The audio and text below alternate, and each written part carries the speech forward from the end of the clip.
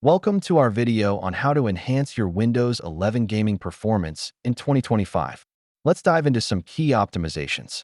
First, ensure your Windows 11 is up to date. Microsoft frequently rolls out updates that include performance enhancements for gamers. Next, let's disable unnecessary startup programs.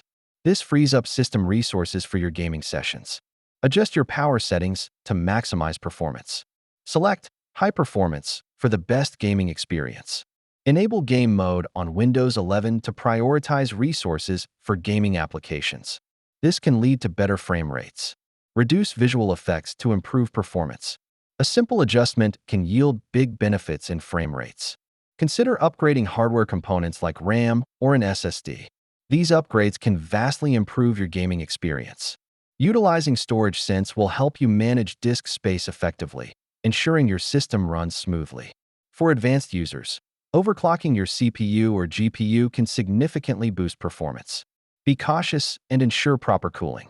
In conclusion, optimizing your Windows 11 for gaming in 2025 involves both software and hardware adjustments. Follow these tips to maintain top performance.